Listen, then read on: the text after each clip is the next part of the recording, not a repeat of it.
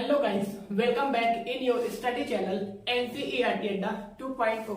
Guys, आज के lecture में हम देखेंगे विभाज्यता का नियम। आज हम विभाज्यता का नियम देखेंगे, रूल्स देखेंगे, किसी नंबर को हम किस तरह से डिवाइड करते हैं। अब हम आते हैं चार के नियम की तरफ। आई बस में देखते हैं चार का नियम क्या कहता है। चार का नियम क्या कहता है, अगर दी गई संख्याओं के लास्ट के दो अंक, अगर दी गई संख्या के लास्ट के दो अंक, आखिरी के दो अंक अगर 4 से विभाज्य है तो पूरी की पूरी संख्या 4 से विभाजित होगी। नहीं आया? क्या बोला? अगर दी गई संख्या का आखिरी का दो अंक, दी गई संख्या के आखिरी का दो अंक अगर 4 से विभाज्य है तो पूरी की पूरी संख्या 4 से विभाज्य होगी। आई बस में अगर दी गई संख्या के आखिरी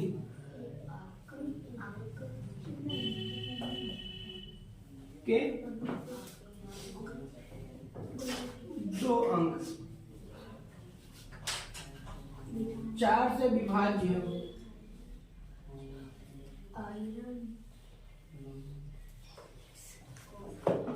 पूरी संख्या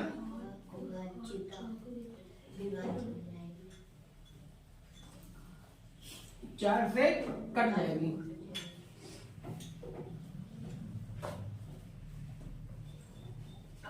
आई बात समझ में कि नहीं आई? समझ में आई? क्या लिखा है यहाँ पे?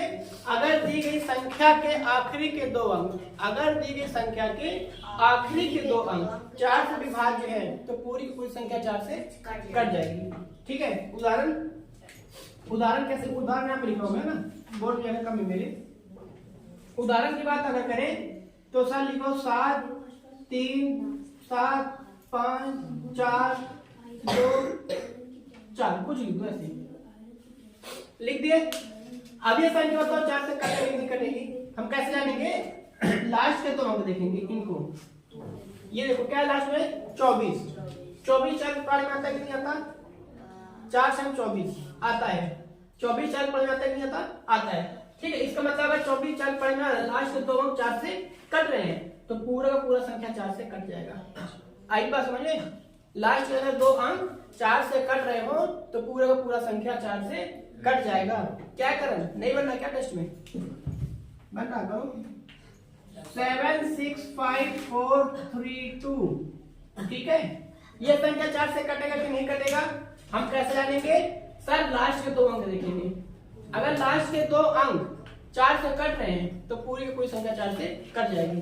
अगर लास्ट के दो अंक 4 से नहीं कटे तो पूरी की पूरी संख्या 4 से नहीं कटेगी। लास्ट में क्या है? 32 4 पढ़ में आता है कि नहीं आता? आता है। 4 8 32।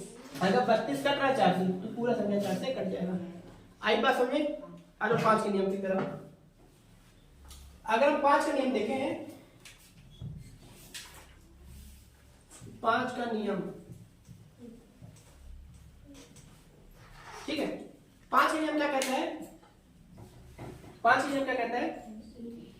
अगर दी गई संख्या के इकाई अंक, अगर दी गई संख्या का इकाई अंक 0 और 5 हो या फिर 0 या 5 हो, मतलब कोई भी दो में से हो, या तो 0 या फिर 5 हो। अगर दी गई संख्या के इकाई अंक 0 हो या फिर 5 हो तो पूरी की पूरी संख्या 5 से कट जाएगी। नहीं है? समझे? आया कि नहीं है? देखो क्या नहीं बोला मैं? अगर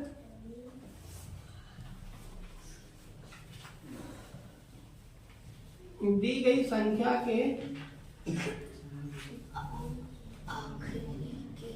इकाई अंक 0 या 5 हो, 0 या 5 हो तो संख्या, तो वह संख्या